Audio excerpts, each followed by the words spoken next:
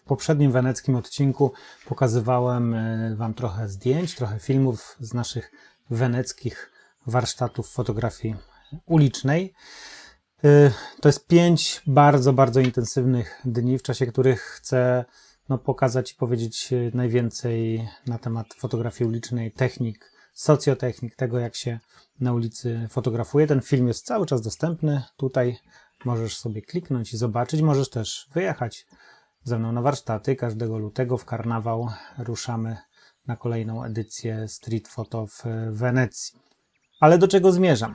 Zmierzam do tego, że te intensywne 5 dni, w ogóle intensywny czas fotografowania ma pewną wadę i pewną zaletę. Największą zaletą tego jest fakt, że po prostu mamy mnóstwo czasu i mamy szansę zrobić dobre zdjęcia, powtórzyć zdjęcia, kiedy nam nie wyjdzie coś, ewentualnie dopracować zdjęcia, dopieścić tak, żeby ta kolekcja, którą przywieziemy, była udana i taka, z której jesteśmy dumni.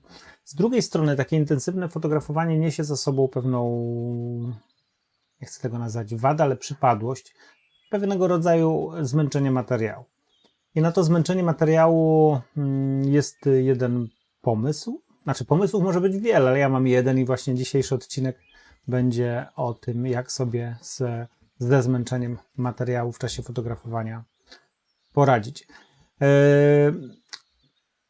To zmęczenie materiału, to przesycenie fotografią, to ciągłe fotografowanie tego samego, ta praca nad ujęciem doprowadza do takiego stanu, w którym przestajemy widzieć. I to się da zauważyć, że przestajemy widzieć, bo nasze zdjęcia, szczególnie wtedy, kiedy jesteśmy świadomymi fotografami, przestają wyglądać. Patrzymy w czasie co wieczornego przeglądu kolekcji, patrzymy na to, co zrobiliśmy i po prostu to się nie podoba. Zmęczenie materiału niesie ze sobą tę wadę, czy też tę przypadłość, że zdjęcia nam nie wychodzą, ale z drugiej strony niesie pewną pochodną. Po prostu się frustrujemy, wkurzamy na siebie i przestajemy mieć chęć fotografowania, a przy całym profesjonalizmie jednak fotografowanie ma być przyjemnością.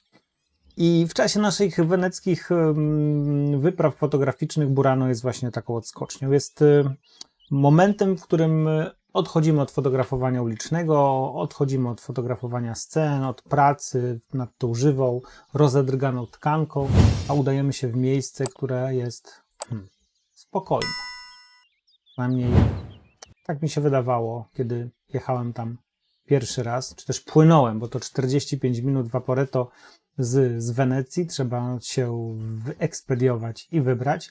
No więc kiedy tam pierwszy raz płynąłem, miałem właśnie uwagę taką, że tam wcale nie jest tak spokojnie.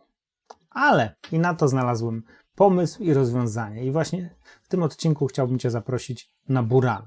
Jest taki dowcip, jak to się mówi, Murano czy Burano? Nie, jedziemy na Burano, na wyspie pełną kolorów, pełną kolorowych domków, słynnych kolorowych domków, wyspę, na której jakoby, żeby pomalować dom, trzeba pisać specjalne pismo gdzieś do administracji i to takiej nie wyspy, ale Wenecji, która przydziela kolor domu. Nie wiem, czy to prawda, ale takich rzeczy doczytałem się w zasobach internetu. Niemniej jednak jest to jedno z najbardziej, podobno w pierwszej dziesiątce najbardziej kolorowych miast, czy też wiosek, osad, 3000 osób. Nie wiem, czy Burano ma prawa miejskie. I przyciąga tysiące turystów. Tysiące turystów, którzy, fotografują evergreeny. My tam pojechaliśmy uspokoić się. Jakież było nasze zaskoczenie, gdy okazało się, że wcale nie jest tak bezludnie. Owszem, jest znacznie mniej osób niż chociażby na placu Świętego Marka, ale jest tłoczno. Wszyscy się fotografują. Wszyscy szukają kolorowych domków. Wszyscy szukają ładnego ujęcia, najlepiej mostu, ciągu kamienic, oczywiście pięknie umalowanych, małych łódeczek, tego butiku, który oferuje Burano. My też na początku troszkę poddaliśmy się temu i zaczęliśmy fotografować, tak ja to nazywam, turystycznie, żeby było ładnie, żeby było estetycznie.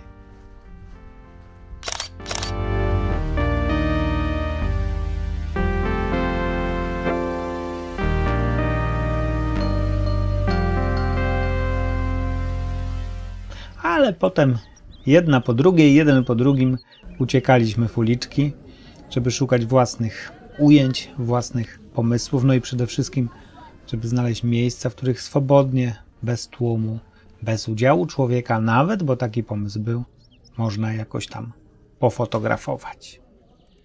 Wielokrotnie jestem pytany o to, kiedy fotografować w kolorze, kiedy w palecie czarno-białej. Odpowiedź jest banalnie prosta, zresztą to nie ja powiedziałem, ale Alex Webb. Fotografujmy kolor wtedy, kiedy jest kolor. W Burano jest kolor. Rzeczywiście pomysł na Burano był taki, żeby zagrać kolorem, ale żeby podejść do tego koloru inaczej, żeby zacząć szukać w tym kolorze czegoś więcej, wykorzystać jak działa światło, wykorzystać jak działa forma, wykorzystać jak ten kolor ze sobą współdziała, żeby stworzyć z tych palet kolorystycznych, z tego tak naprawdę kolorowego patchworku coś może bardziej oryginalnego niż to, co widzi się najczęściej, kiedy pisze się do Google'a Burano. No, ma się kanały, ma się oczywiście mostki, ma się kolorowe fasady domów, ale jakieś takie szersze plany, które pokazują, jakie to jest wielkie, kolorowe, piękne, wspaniałe. Nasz pomysł był nieco inny, przynajmniej ten pierwszy. Drugi był, zresztą drugi to był w ogóle całkiem inny. Formy, kształty, wszystko to, co oferuje nam słońce, światło, krawędź budynku, kolor, linia. Tego szukałem i powiem szczerze, nie zawiodłem się.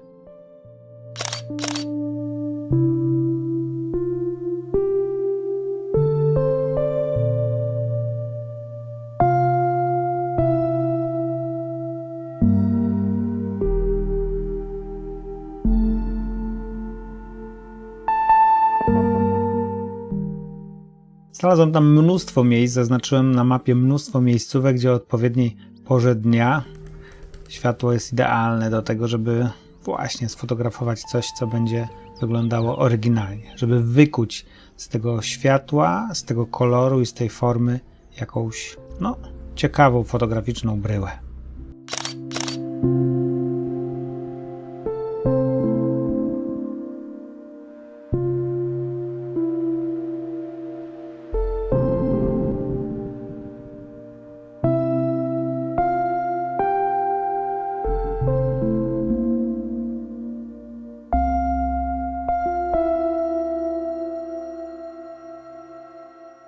To fotografowanie Burano ewoluowało, bo ewoluowało od takiego właśnie evergreenowego przez szukanie pomysłu na budowanie różnych relacji kolorystycznych, kompozycyjnych, form, bawienie się geometrią, aż po moment, w którym chciałem się bardzo, bardzo któregoś roku uspokoić, wyciszyć i wszedłem w tak zwany detal, praktycznie makrofotografię. Zacząłem szukać tych relacji, które pojawiają się, kiedy do tych kolorowych ścian, do tych struktur, do tych rur, do tych fasad, do tych progów podejdziemy blisko, blisko, blisko, kiedy zaczniemy kropować oczywiście skręcając obiektyw i kiedy przestajemy zauważać to wszystko, co jest dookoła, kiedy w jakiś sposób wyjmujemy z tego koloru i z tego kociokwiku pewne detale, oczywiście w kolorze, i układamy je w swoistą paletę ujęć. I zgodnie z tą myślą zacząłem przemieszczać się po wyspie i szukać fragmentów, szukać detali.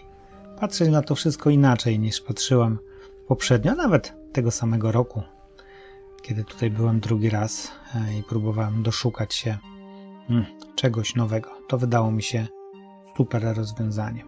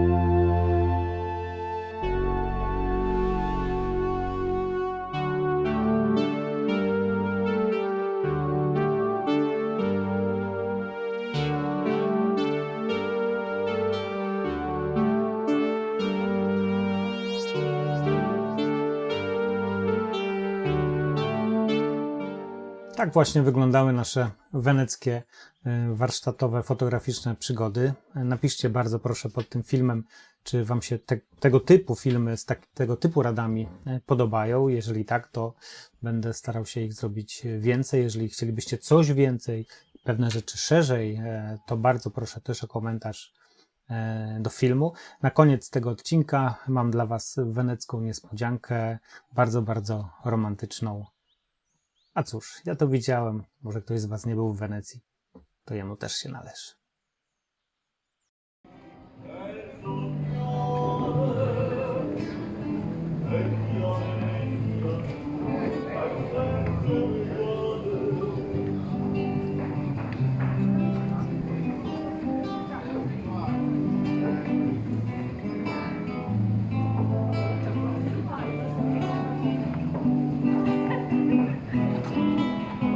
Un gondolier bischiettò una canzone